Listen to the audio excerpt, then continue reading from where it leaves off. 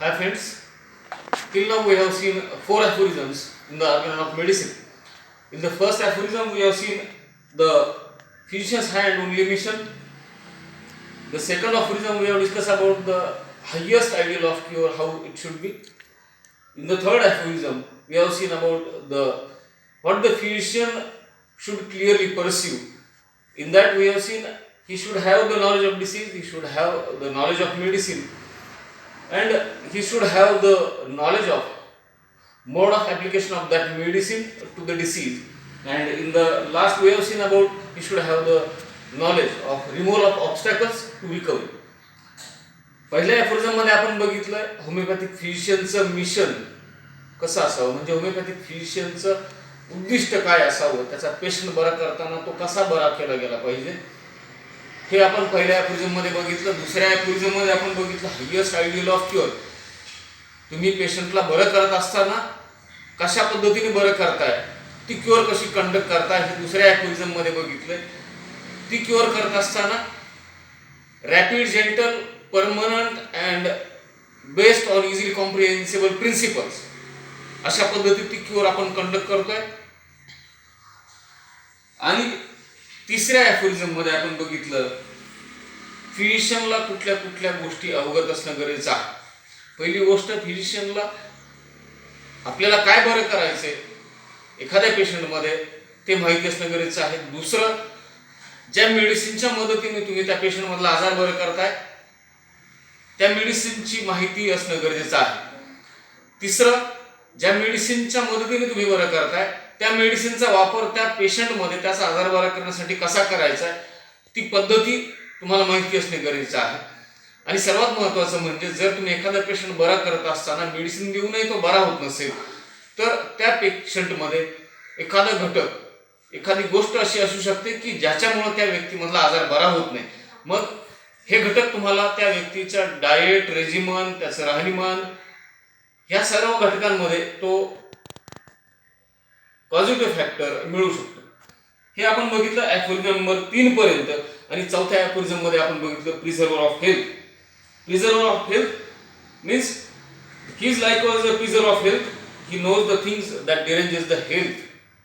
प्रिझर्वर of health म्हणजे काय, फिजिशियनला त्या व्यक्तीमध्ये आजार कसा येतो, कुठल्या घटकांमुळे येतो हे माहिती असणं गरजेचं आहे आणि तो बरा कसा करायचा हे माहिती असणं गरजेचं आहे. ज्या फिजिशियनमध्ये या गोष्टी असतील तो फिजिशियन असेल प्रिझर्वर ऑफ हेल्थ.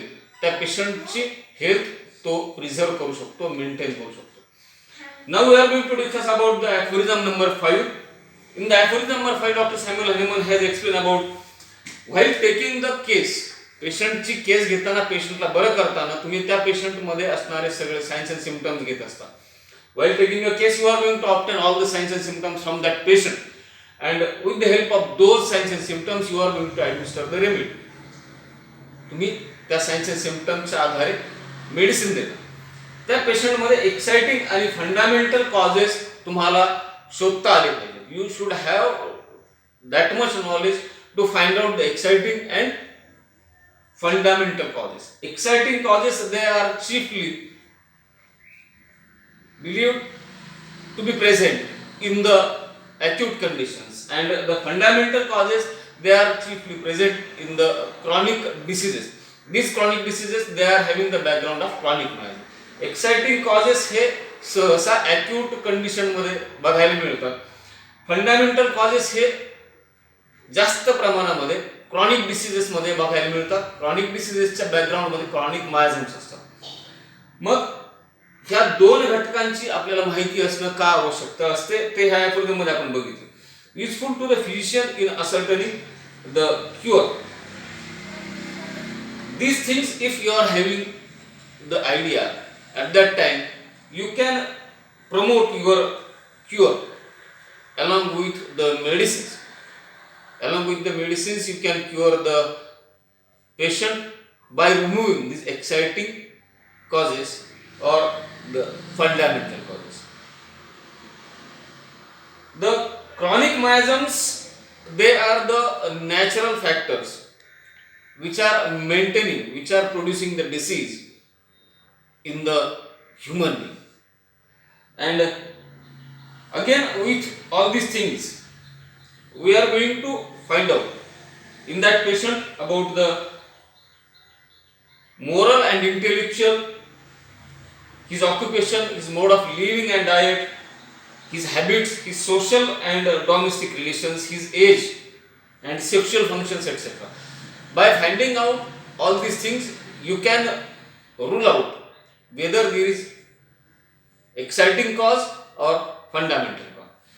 म्हणजे ॲफोरिझम नंबर 5 मध्ये आपण एक्साइटिंग आणि फंडामेंटल कॉजेस त्या व्यक्तीमध्ये आहेत की नाही हे शोधण्याचा प्रयत्न करतो. जर हे एक्साइटिंग कॉज आणि फंडामेंटल कॉज आपल्याला शोधता आले त्या पेशंटने सांगितलेल्या विवरणानुसार, तर आपण त्या पेशंटमधला आजार हा जास्त चांगल्या पद्धतीने बरा करू शकतो.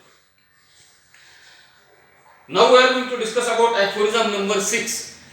Aphorism number 6, it has been explained about the unprejudiced observer and how he are going to collect the totality of the disease.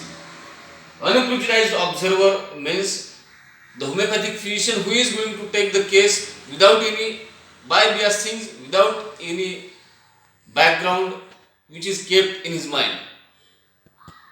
He is going to take the case as a neutral person. For the first time he is seeing, he is looking the disease in front of him. Unprejudiced observer म्हणजे काय? Unprejudiced observer हा homeopathic physician असतो आणि तो homeopathic physician patient मधून त्याचा आजार ज्या वेळेस त्याची टोटॅलिटी मिळवताना घेत असतो, त्यावेळेस त्या होमिओपॅथिक फिजिशियनने त्या आजाराबद्दल किंवा त्या व्यक्तीबद्दल कुठलीही पार्श्वभूमी आपल्या मनामध्ये, आपल्याला त्याचं ज्ञानपूर्वी आहे, त्याच्याबद्दल माहिती आहे, कुठलीही पार्श्वभूमी त्याच्या मनामध्ये ठेवायची नसते आणि न्यूट्रल म्हणून त्या व्यक्तीच्या कंप्लेंट्स आपण मिळवायच्या असतात. मग ह्या घेत असताना पेशंट त्याच्या हेल्दी परिस्थितीपासून, हेल्दी कंडिशन पासून डिसीज कंडिशन पर्यंत कसा आला, how the person he has get deviated from the healthy state to disease state, he is going to ascertain, the homeopathic physician he is going to ascertain this condition traveling to disease state from the healthy state, and according to that he is going to consider the phenomenon which is called as the morbid phenomenon it is present in that patient. Now he is going to take the consideration for the totality of the disease, the patient himself, the relatives or the attendants with that patient, and his own observation. So these three things means the narration from the patient himself, the narration from the relatives and his own observations. म्हणजे तुम्ही ज्या वेळेस पेशंटची totality मिळवता की ज्या टोटॅलिटीवर आपण पूर्णपणे अवलंबून असतो कुठलाही आजार बरा करण्यासाठी, त्या पेशंटने स्वतःहून सांगितलेल्या त्याच्या तक्रारी, त्या पेशंट बरोबर आलेल्या एखाद्या नातेवाईकाने सांगितलेल्या तक्रारी, त्या पेशंटमध्ये त्याने ज्या बघितल्या असतील त्याप्रमाणे, आणि त्या होमिओपॅथिक फिजिशियनने ज्या गोष्टी त्या पेशंटमध्ये ऑब्झर्व केल्या, ह्या सगळ्या गोष्टी मिळून जे एकत्रित चित्र तयार होईल, जे एकत्रित पिक्चर तयार होईल, ते असते त्या व्यक्तीमध्ये असणारा आजार, ज्याला आपण एक complete picture of the disease असं म्हणतो. A true and only considerable portrait of the disease. That is the true and complete picture of the disease, portrait of the disease. So, in the 6th aphorism, we have discussed about the unprejudiced observer, how he is going to take the case, how he is going to deal with the patient. And the second thing we have discussed in the 6th aphorism, the collective data. It is only the reliable thing, it is only the true picture of the disease or the true portrait of the disease. Thank you.